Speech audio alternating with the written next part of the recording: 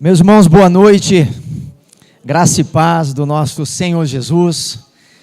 É uma alegria muito grande para mim estar com os irmãos aqui nessa noite. Eu convido vocês a abrirem as suas Bíblias em 1 Tessalonicenses, capítulo 5. Nós vamos ler o versículo 11. Nós vamos meditar nesse versículo nessa noite. Diz-nos assim a palavra do nosso Deus: consolai-vos, pois, uns aos outros, e edificai-vos reciprocamente, como também estáis fazendo. Eu quero refletir com vocês nessa noite, especialmente nessa expressãozinha, nessa palavrinha que está aqui na minha tradução como reciprocamente, ou uns aos outros. Eu quero fazer alguns desafios para os irmãos, desafios esses que eu já tenho lançado à Igreja Batista Bela Vista também. O Senhor já tem colocado em meu coração esses desafios e eu vejo que são assim, princípios bíblicos fundamentais, dos quais nós não podemos abrir mão. Nós, como igreja, somos uma família. Uma família que é composta por vários membros, por vários irmãos e irmãs, e uma família cujos membros se preocupam uns com os outros, cujos membros vivem não para si mesmos, mas vivem uns para os outros. Eu quero chamar a sua atenção nessa noite para essa pequena expressão, que é recorrente no Novo Testamento: uns aos outros. Uns aos outros. Essa expressão, ela aparece mais ou menos 40 vezes no Novo Testamento. 40 vezes. E aproximadamente em 30 passagens ou em 30 ocasiões se refere a mandamentos diferentes. E ao final da mensagem eu vou ler alguns desses mandamentos relacionados à mutualidade, uns aos outros. Nós lemos 2 nessa noite aqui: consolai uns aos outros, edificai uns aos outros, mas há muitos outros ainda: orai uns pelos outros, amai uns aos outros, cuidai uns dos outros, enfim, perdoai uns aos outros. Depois eu vou ler aqui uma lista, não é uma lista completa ainda, mas para que a gente reflita sobre a importância disso. Irmãos, quantas pessoas entram em nossas igrejas? Quantas pessoas entram, eu digo em todas as igrejas, de maneira geral, entram com angústias em seu coração, entram com vários tipos de sofrimentos, e muitas entram sem serem ouvidas, ou às vezes sem serem percebidas. Muitas não são ouvidas, as suas dores, os seus clamores, os seus sofrimentos. Às vezes muitos não se abrem. Muitos talvez não sabem o que está acontecendo na vida do outro. Quantas vezes eu vejo isso, que às vezes nós temos uma tendência, nós vamos à igreja, lá no culto do domingo à noite, rola o culto é uma bênção, né? Graças a Deus, mas aí a gente vai embora e a gente passa a semana toda sem ver um ao outro. Às vezes a gente vai lá no culto durante a semana, se tem o culto, e aí a gente vê talvez alguns irmãos ali, mas quantas vezes vão passando os dias, as semanas, e a gente não sabe como está o outro irmão, como está a vida do outro. A gente não sabe às vezes o que o outro tem passado. A gente não sabe as lutas, as vitórias, as derrotas, as dificuldades, as lágrimas. Nós somos uma comunidade, irmãos. A igreja é uma comunidade que cada qual não vive para si mesmo. Um deve viver para o outro. Irmãos, nós somos uma família. A igreja é uma grande família. A igreja Batista Vida Nova, uma grande família, a Igreja Batista Bela Vista, uma grande família, a Primeira Igreja, uma grande família, e todas essas igrejas juntas, nós somos uma grande família. Nós não somos um clube, não somos uma ONG, não somos uma outra instituição, nós somos a Igreja de Cristo. E por isso, eu queria pensar nessa noite sobre o que é que a palavra de Deus nos ensina. Nós que somos uma família, a família da fé, a família que foi que foi comprada pelo sangue de Jesus, e nós não pertencemos a nós mesmos, nós pertencemos um ao outro. Então, que o Senhor fale conosco nessa noite, meus irmãos, que o Senhor fale comigo, assim como Ele já tem falado, e que Ele continue falando ainda mais. Irmãos, tem algo que tem incomodado meu coração cada vez mais, eu tenho falado isso já em alguns outros lugares, o que eu vou falar para os irmãos aqui. Irmãos, tem me incomodado, porque o amor está se esfriando cada vez mais. Essa é a grande verdade. Se a gente observar muito bem a nossa sociedade, o nosso mundo e até as nossas igrejas, nós estamos sendo cada vez mais egoístas, mais individualistas. De maneira geral, nós pensamos em nós, e só em nós às vezes. Estamos muito preocupados com os nossos sonhos, com as nossas preocupações, com as nossas ambições, com os nossos projetos, com os nossos problemas, e às vezes nós não temos tempo, coração, para ouvir os outros, as dores dos outros. O amor, como disse Jesus, né? No final dos tempos, o amor de muitos iria se esfriar, e essa é uma realidade que nós temos visto. O amor está se esfriando. Mas, irmãos, a minha oração tem sido essa: que o Senhor aqueça o nosso coração, que o Senhor aqueça a nossa fé, aqueça o nosso amor, aumente o nosso amor um para com o outro. Eu li uma frase alguns dias atrás que dizia assim, e eu fiquei assim, refletindo nesse pensamento: uma casa se faz de tijolos, mas um amontoado de tijolos não é uma casa. Uma casa se faz com tijolos, mas um monte de tijolo não é necessariamente uma casa. Do mesmo modo, um ajuntamento de crente não é necessariamente um corpo de Cristo. Nós precisamos pensar muito bem o que é que significa comunhão.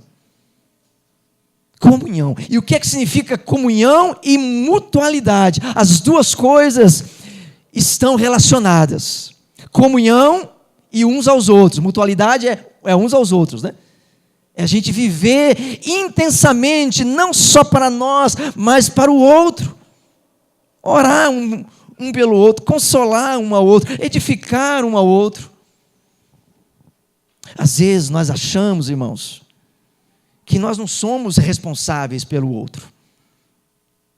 Quem é responsável é o pastor, o diácono, ou outra pessoa, mas eu não. Mas a Bíblia diz, esse texto diz: edificai-vos uns aos outros.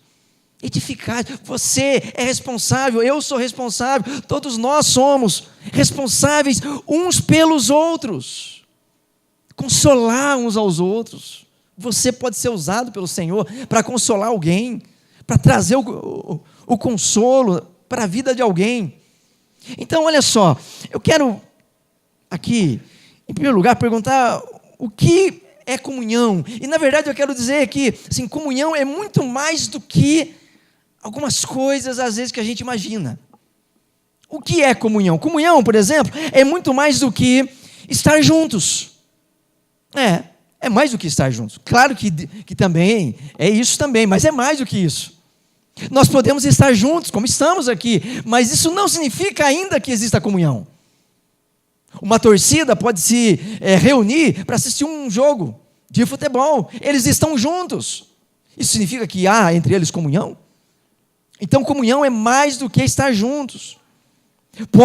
Nós podemos estar juntos, olha que coisa. Podemos estar juntos e ainda assim não haver comunhão. Além disso, comunhão é mais do que realizar programações juntos. Às vezes nós achamos assim, que comunhão é a gente realizar coisas juntos, realizar programações, atingir metas, resultados, alvos, fazer campanhas. Tudo bem, tudo isso é importante para a igreja. E claro, precisamos de comunhão para fazer essas coisas, obviamente, mas também comunhão é mais do que isso. Nós podemos realizar campanhas, realizar projetos, fazer programações, atividades, e ainda assim isso não significa que existe comunhão. As empresas também têm alvos. Outras instituições também cumprem metas, realizam programações juntos. Isso, as pessoas juntas ali, isso não significa que existe comunhão entre elas. Outra coisa muito importante é que comunhão é mais do que relacionamentos harmoniosos. Tudo bem, para haver comunhão é necessário haver relacionamentos harmoniosos, pacíficos. É necessário que haja paz entre nós, mas uma coisa muito importante que a gente tem que entender: comunhão não é só ausência de conflitos nos relacionamentos. Nós podemos viver em paz uns com os outros, mas isso também não significa que existe comunhão.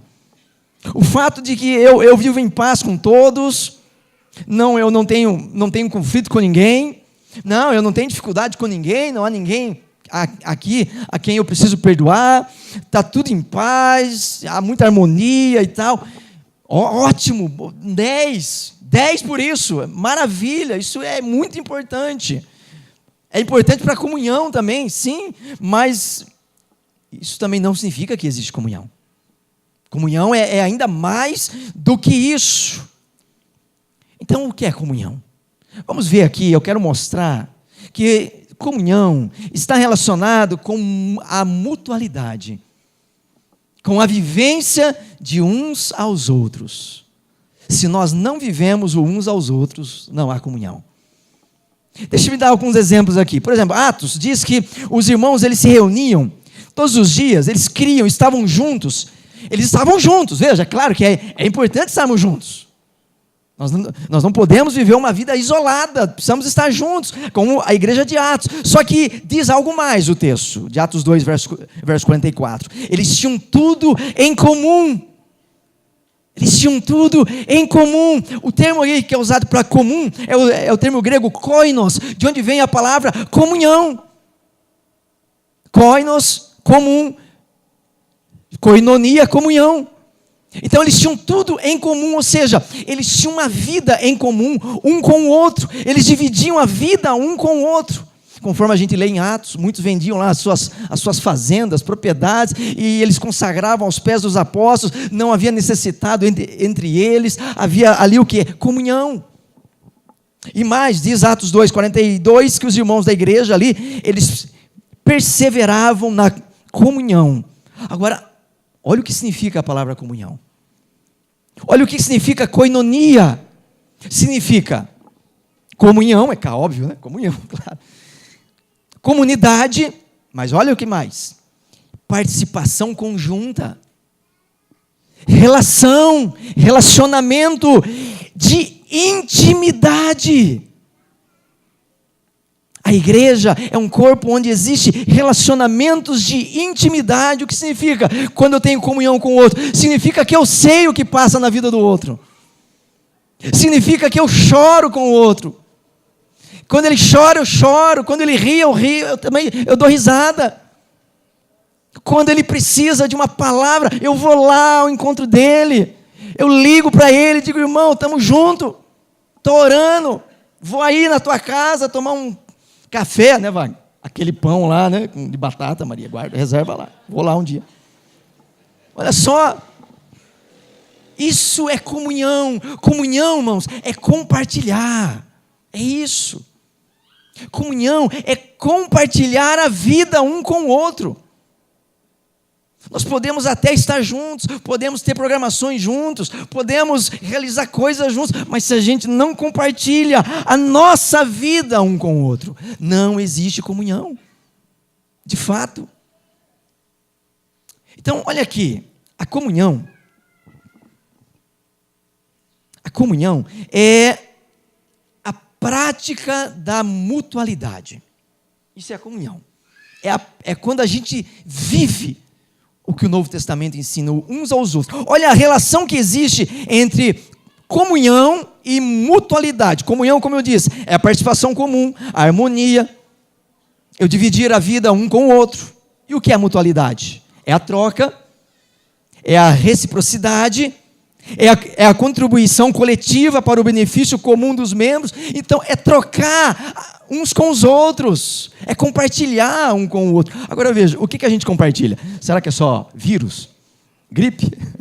Isso aí todo mundo compartilha, né? A gente compartilha isso aí já naturalmente, não é isso?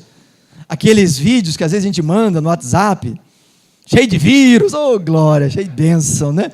É isso que a gente compartilha, né? Então, olha só. Não, legal compartilhar os vídeos, desde que não venha vírus junto e tal, né? E desde que faça algum sentido o vídeo também, né? Para a nossa vida, tudo bem. Mas, irmãos, nós somos chamados muito mais do que compartilhar vídeos ou mensagem de WhatsApp. Nós somos chamados para compartilhar a vida. Vivemos hoje no dia em dias das redes sociais, não é isso? Você tem quantos amigos lá no seu Facebook? Outro dia eu descobri que eu tenho mais de 1000. Nossa, quanto amigo eu tenho! Meu Deus, eu sou um cara cheio de amigo, olha só. Só que o nome dos caras eu nem sei quem são, né? Outro dia eu comecei a olhar uns camaradas, o que é isso? Eu nunca vi. Mas eu posso dizer que eu tenho mais de 1000 amigos. É nada, irmãos. Amigo, irmão na fé, comunhão de fato, existe quando a gente vive junto. Quando a gente senta, a gente chora, a gente dá risada. São 2 risadas quando Corinthians ganha, viu, senhor? Não vem esse negócio, pra gente se alegrar com os que se alegram com o Corinthians, não. Mas tirando isso aí, irmão, vamos se alegrar com o outro. Vamos, olha lá, ele continua, né? Eu estou fazendo o teste aqui para ver se ele vai dar aquela risada, né? Irmãos, nós somos chamados a compartilhar uns com os outros, aquilo que Deus tem feito em nossa vida. Olha o que é mutualidade. Um certo estudioso do Novo Testamento explicou essa palavra. O termo mutualidade. Olha o que é. O termo mutualidade se refere às expressões recíprocas, ou seja, aquelas frases do Novo Testamento onde aparecem as palavras uns aos outros, descrevem situações em que o cristão A, olha só o que é mutualidade, é uma situação em que o cristão A faz algo pelo cristão B, e o B, por sua vez, se dispõe a fazer a mesma coisa em favor do irmão A. Olha só, é uma troca. É um irmão faz algo pelo outro, e o outro faz algo também pelo irmão.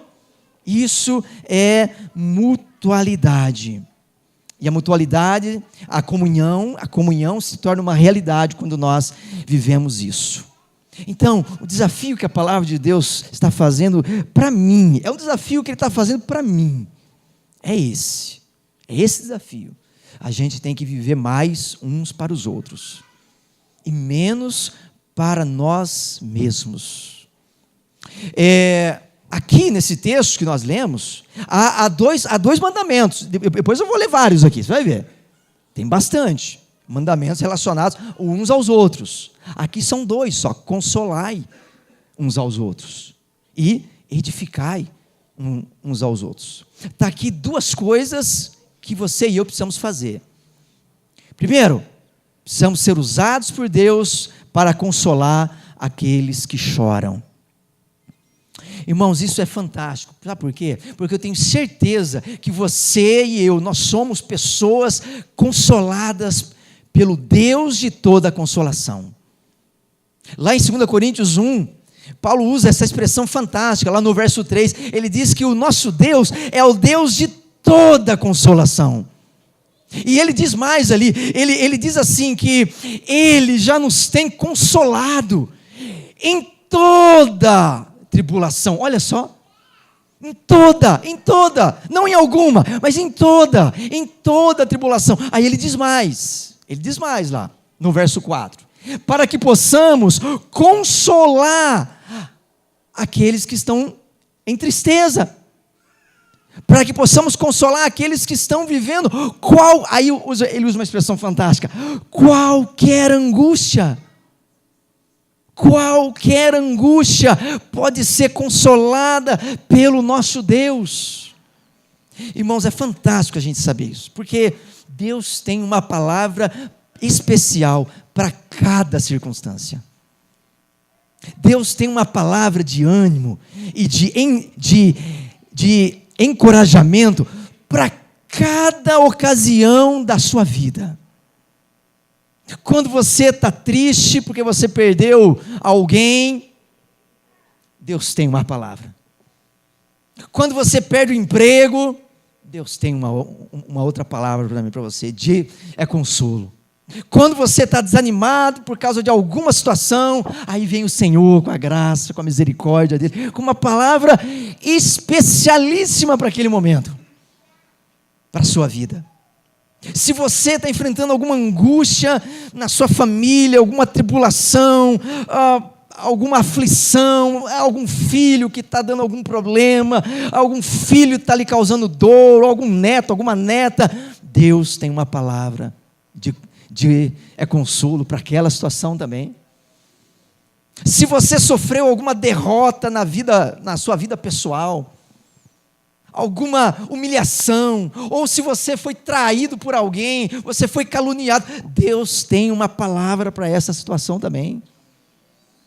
Deus tem uma palavra de consolo para toda e qualquer angústia, irmãos. Que coisa fantástica. Só que tem um ponto muito importante, é que pessoas consoladas tornam-se pessoas consoladoras. Pessoas consoladas pelo Deus de toda consolação, agora são veículos do consolo de Deus para a vida de outras pessoas. Qual é o consolo que você já recebeu do nosso Deus? Tenho certeza que você já recebeu alguma palavra de consolo específica em alguma situação. Agora, veja, tem outras pessoas que precisam dessa mesma palavra.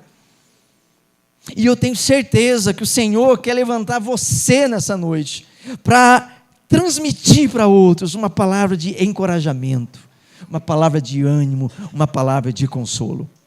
Ademais, o texto diz aqui que nós precisamos edificar uns aos outros. A palavra edificar literalmente significa construir uma casa.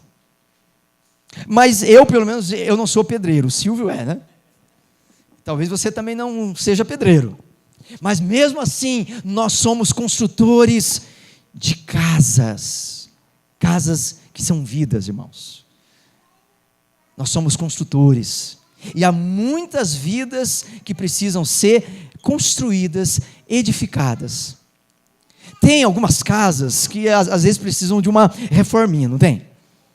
A minha casa mesmo já está precisando de uma pintura. Está meio feia a pintura ali já, né?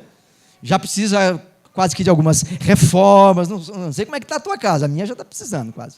Olha só, é assim, às vezes outras casas começam a ter ali rachaduras.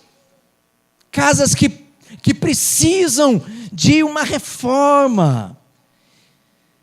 Às vezes a estrutura começa a ser ameaçada até, né? Assim, tem prédio que cai, não é isso? Tem prédio que cai, desaba. Irmãos, e tem vidas também que estão assim. Vidas com, às vezes, rachaduras. E a rachadura, às vezes, começa a aumentar, né? A rachadura, às vezes, de uma vida começa a ficar maior. O irmãozinho, a irmãzinha começa a dar trégua para o inimigo, a tentação começa a tomar conta, a pessoa cede, vence, e é vencida pela tentação, cai em pecado, e aquela rachadura, né, começa a aumentar. Às vezes a pessoa é vencida pelo desânimo, às vezes é vencida pela depressão. Há rachaduras na vida. Deus quer levantar você para edificar vidas. Há pessoas que estão com a sua fé abalada, fragilizada. E eu não estou falando de ninguém aqui, está bem aqui, mas eu conheço muito crente com a fé abalada, com a fé, sabe? Conheço muito, e não estou falando de ninguém aqui. Tem muito crente que a fé está diminuindo a cada dia, está assim, ó, diminuindo. Deus quer levantar você para fortalecer a fé dessas pessoas. Para você virar para essas pessoas e dizer: irmão, vamos crer no nosso Senhor. Ele é o Deus de todo consolo. Ele é o Deus que Ele não nos abandona jamais. Vamos olhar para os céus, vamos olhar para o alto, vamos olhar para o nosso Deus. Ele não se esqueceu de nós. Então, irmãos, essa é a palavra de Deus para a Igreja Batista Vida Nova. É a palavra de Deus para a minha vida também. Vamos viver mais um para o outro, dividir a vida um com o outro, e menos para nós mesmos. Eu quero terminar lendo aqui algumas passagens que falam sobre a mutualidade. Como eu disse, são cerca de 40 mandamentos relacionados à mutualidade, na verdade 43, e sendo que 30 deles são diferentes uns dos outros. Eu vou ler só alguns aqui, tá? Olha aqui, eu não vou citar as passagens bíblicas, porque são muitas aqui. Amai uns aos outros. Bom, aqui é longa. As listas são várias passagens, né? Amai uns aos outros, saudai uns aos outros, ou seja, cumprimentai uns aos outros. Tem irmão que nem olha na cara do irmão, que é isso, gente? Saudai, cumprimentai uns aos outros, sede servos uns dos outros, sujeitai-vos uns aos outros. Não, isso é muito difícil, né? Sujeitar o outro, não, mas é isso que a Bíblia diz: nós somos servos, nós não somos senhores dos outros, nós somos servos. Diz aqui: não julguemos uns aos outros, tenhamos o mesmo sentimento uns para com os outros, acolhei-vos uns aos outros, sede mutuamente hospitaleiros, ensinai uns aos outros, aconselhai-vos uns aos outros, consolai-vos uns aos outros, que é o texto que lemos nessa noite. Tende cuidados uns dos outros, instruí-vos uns aos outros, consideremo-nos uns aos outros, encorajemo-nos uns aos outros, edificai uns aos outros, também na passagem de hoje, mas há outras passagens também que falam disso.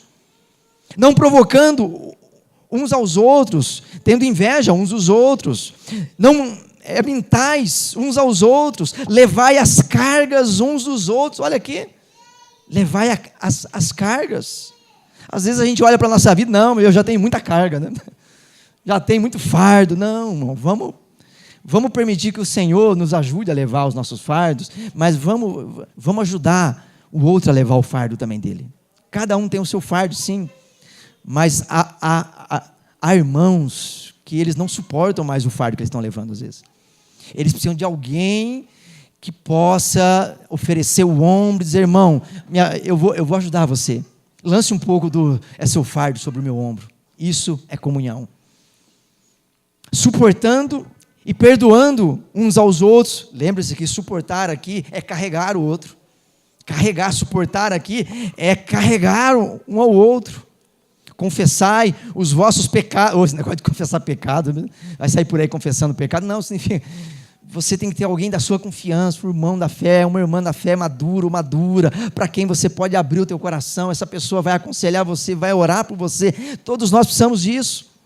E orai uns pelos outros. Eu li só alguns desses mandamentos. Tem outros ainda. Aqui eu li 20 deles, né? Tem mais. Então, irmãos, que o Senhor nos ajude a viver uns aos outros. Que o Senhor abençoe e continue abençoando ainda mais a Igreja Batista Vida Nova, com as mesmas bênçãos que Ele já tem derramado e com outras maiores e melhores e muito mais maravilhosas ainda, né? Que essa igreja continue sendo edificada pelo Senhor. E entenda que você é a igreja. Você quer uma igreja abençoada? Seja você uma bênção então, meu irmão. Você quer uma igreja que seja edificada, uma igreja que cresça você, irmão. Seja você aquele que vai edificar outras vidas, então. E assim eu tenho certeza que coisas maravilhosas o Senhor ainda vai fazer nessa igreja, assim como Ele já tem feito, com toda certeza. Muito obrigado, meus irmãos, por essa oportunidade.